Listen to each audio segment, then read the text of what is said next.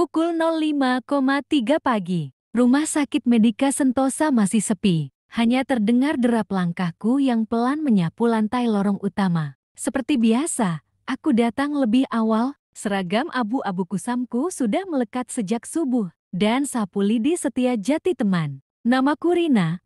Aku seorang OB office boy. Atau dalam istilah orang Indonesia, petugas kebersihan. Bukan pekerjaan yang membanggakan di mata banyak orang, tapi bagiku, pekerjaan ini halal dan menyelamatkan keluargaku dari kelaparan. Aku mengelap kaca jendela di lantai 2 ketika suara sepatu hak dan aroma parfum mahal menyentuh hidungku. Aku menoleh. Seorang pria muda berpakaian dokter dengan jas putih terlipat rapi di lengannya, berjalan sambil mengecek ponsel. Langkahnya percaya diri, wajahnya tampan, tapi raut angkuhnya membuat suasana jati dingin. Itu Dokter Reno, dokter muda lulusan luar negeri yang baru 2 bulan bekerja di sini. Cerdas, populer, dan selalu jati bahan gosip para suster karena ketampanannya. Tapi satu hal yang semua orang tahu, dia sombong. Saat aku menunduk memberi jalan di lorong sempit, tanpa sengaja emberpel lantai di sebelahku tergeser sedikit dan airnya memercik ke sepatunya. Ya ampun, kamu ini kerja pakai mata atau enggak? Serunya kencang, membuat beberapa suster di dekat nurse station menoleh. Aku buru-buru membungkuk. Maaf, dok.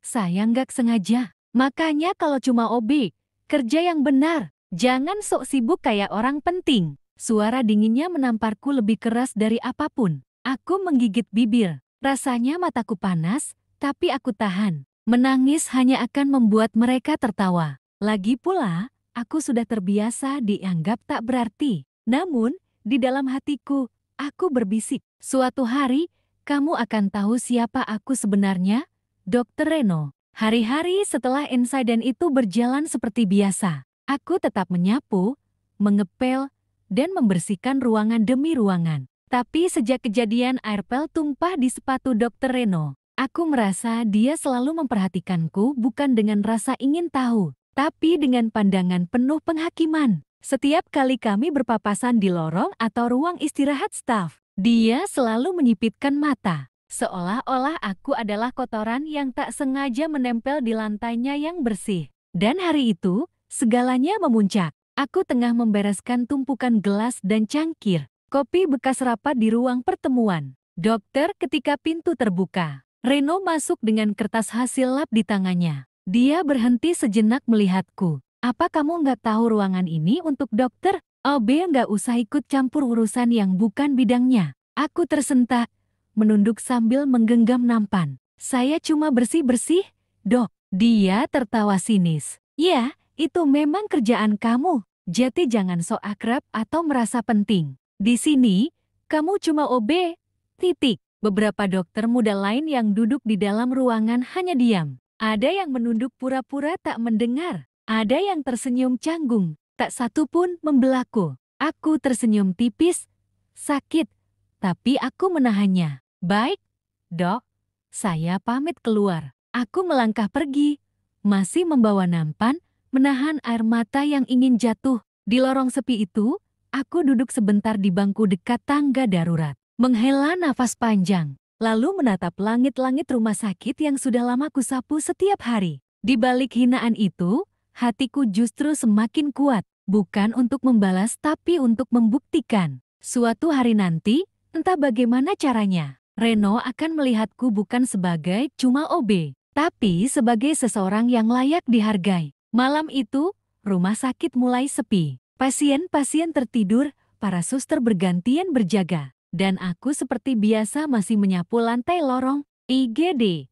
Suara sapuku bergesekan pelan di lantai putih mengkilap, mengiringi pikiranku yang masih berat menanggung hinaan dari Reno siang tadi. Sudah beberapa kali aku dihina, dipermalukan, dan diremehkan oleh orang-orang seperti dia. Tapi kali ini terasa lebih dalam. Entah kenapa, mungkin karena aku diam-diam pernah mengaguminya dari jauh. Iya, mengagumi, bukan mencintai. Mengagumi cara ia bekerja cepat, pandai, dan selalu tegas dalam mengambil keputusan. Tapi ternyata, di balik semua kehebatannya, ada hati yang tak tahu caranya menghargai. Aku selesai menyapu, lalu duduk sebentar di gudang kecil dekat ruang laundry. Tempat ini seperti ruang pribadi keduaku. Tak ada yang masuk ke sini selain OB sepertiku. Dari tas lusuhku, aku mengeluarkan sebuah buku lusuh dan pensil mekanik yang tinggal separuh. Bukan buku cerita, tapi buku catatan pelajaran. Di usia 23 tahun, aku masih belajar sendiri tentang anatomi tubuh,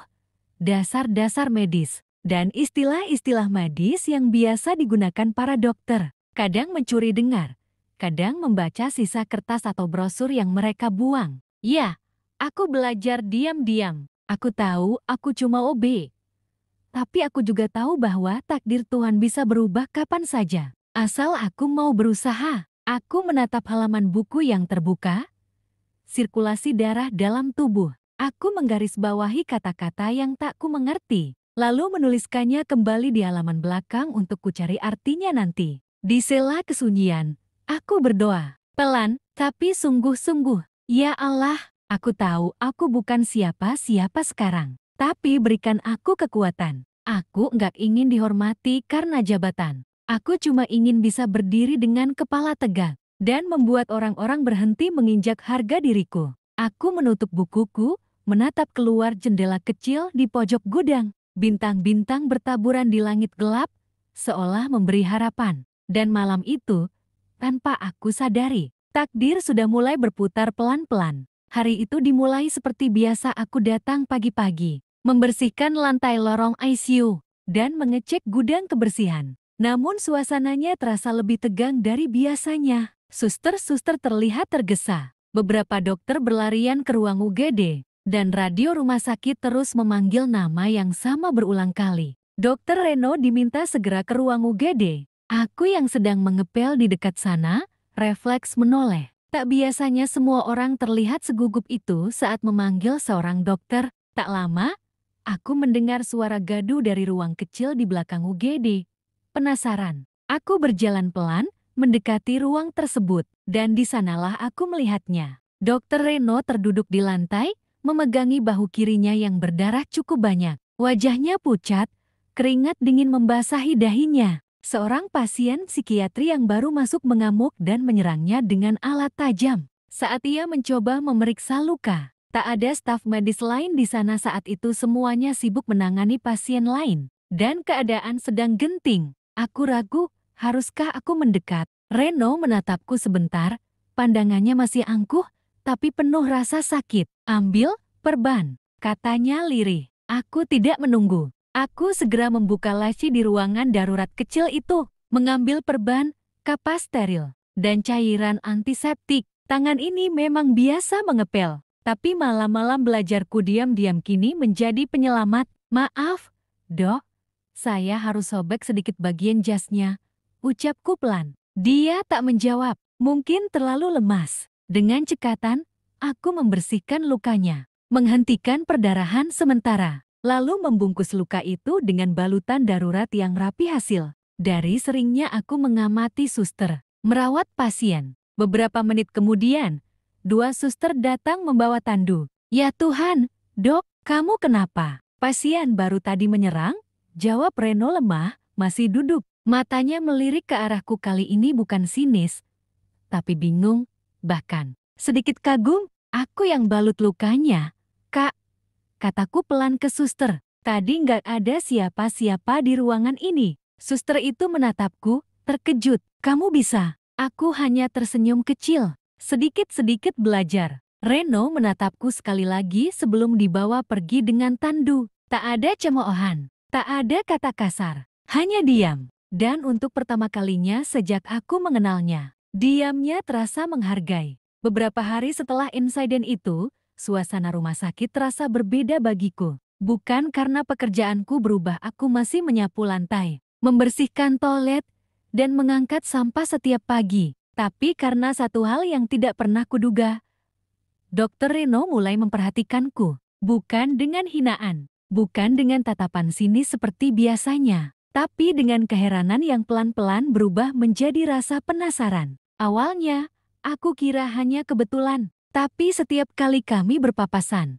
ia tak lagi menyingkirkan wajah atau bersikap seolah aku udara. Kini ia benar-benar melihatku, bahkan terkadang mengangguk kecil atau berkata pendek, "Pagi." Dan hari itu, untuk pertama kalinya, dia menghampiriku. Aku sedang duduk di tangga darurat sambil membaca buku kecil catatanku. Biasanya aku belajar di sini saat waktu istirahat. Ketika langkah kaki mendekat, aku buru-buru menyembunyikan buku itu di belakang punggungku. "Lagi ngapain?" Suara bariton yang sudah tak asing itu terdengar di atas kepalaku. Aku mendongak pelan. Reno berdiri di sana, mengenakan jas putihnya. Lengannya sudah pulih dan dibalut rapi. "Cuma istirahat, Dok," jawabku cepat, berusaha berdiri. "Duduk aja." Ia mengangkat tangan, menyuruhku tetap di tempat. Ada jeda beberapa detik sebelum ia akhirnya berkata lagi, "Waktu itu, kamu belajar dari mana cara ngebalut luka kayak gitu?" Aku menelan ludah. "Saya sering nonton suster sama dokter waktu kerja. Terus, saya baca sendiri juga, Dok." Matanya menyipit, meneliti wajahku. "Kamu serius belajar medis?" Aku ragu menjawab, tapi akhirnya aku mengangguk. "Iya, Dok. Saya tahu saya cuma OB. Tapi, saya juga pengen tahu, biar nggak selamanya Jeti cuma OB." Reno terdiam lama, lalu ia duduk di anak tangga di depanku. Sesuatu yang membuat jantungku nyaris loncat. "Aku belum pernah lihat orang kayak kamu di rumah sakit ini," gumamnya. "Kamu kerja keras, tapi juga punya kemauan yang nggak biasa." Aku tak tahu harus menjawab apa, tapi untuk pertama kalinya, kata-katanya tak lagi merendahkanku. Justru seperti pujian yang tak sengaja keluar. Saat ia berdiri dan bersiap pergi, ia berkata pelan, "Terus belajar, ya? Mungkin suatu hari, kamu nggak akan cuma bersihin rumah sakit ini, tapi jadi bagian dari tim medisnya." Aku hanya bisa menatap punggungnya yang menjauh, sambil menahan senyum yang hampir tak tertahankan. Reno berubah, dan entah kenapa, perubahan itu membuat hatiku sedikit hangat.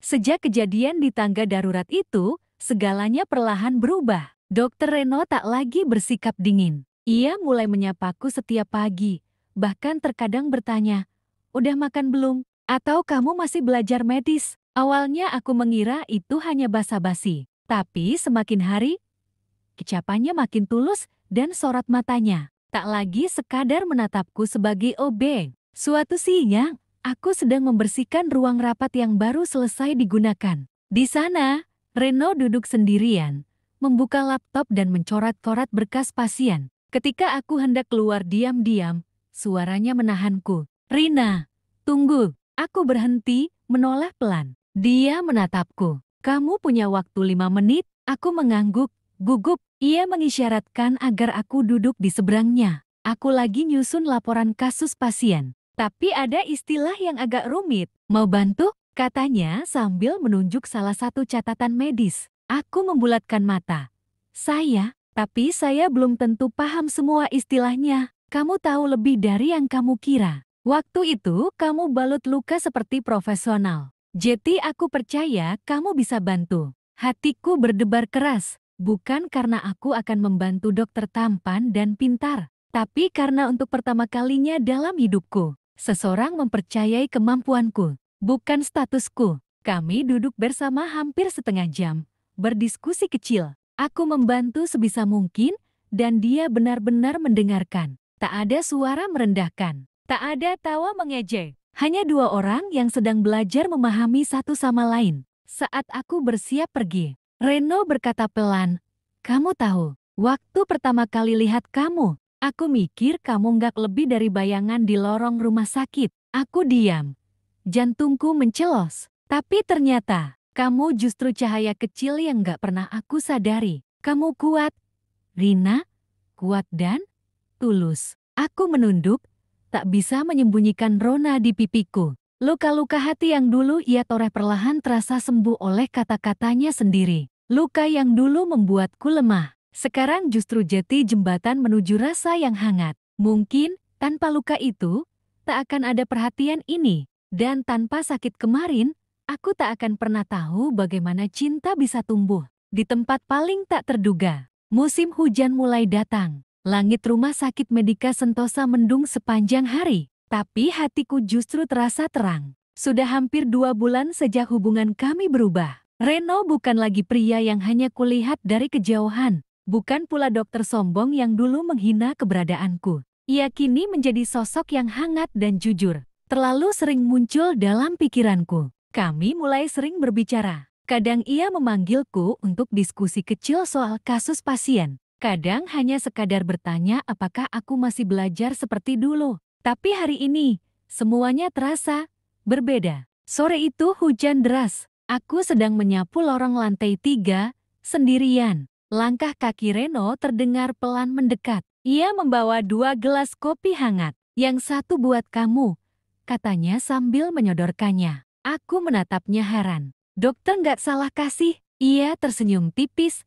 Enggak, ini memang buat kamu, Rina. Kami duduk di bangku panjang dekat jendela. Hujan mengetuk kaca, membuat suasana sepi dan tenang.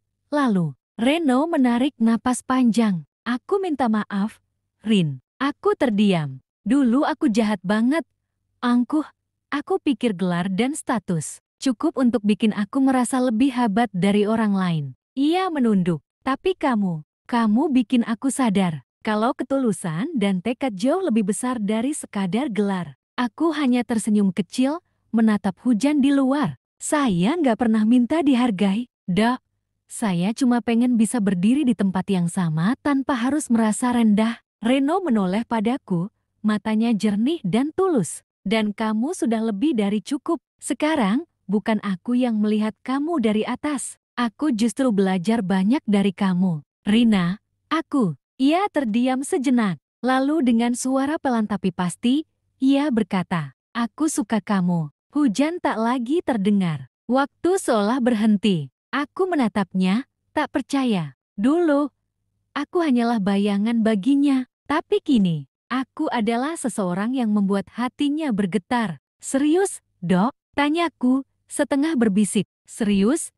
Jawabnya mantap. Dan kamu nggak perlu jadi dokter untuk aku bisa jatuh cinta. Kamu cukup jati kamu. Air mataku jatuh tanpa bisa dicegah. Bukan karena sedih, tapi karena aku pernah berpikir hari ini tak akan pernah ada. Di rumah sakit ini, aku pernah dihina, diremehkan, dianggap tak berarti. Tapi takdir punya rencananya sendiri. Dulu dia memanggilku cuma OB dengan penuh ejekan. Kini, dia menyebut namaku dengan penuh cinta.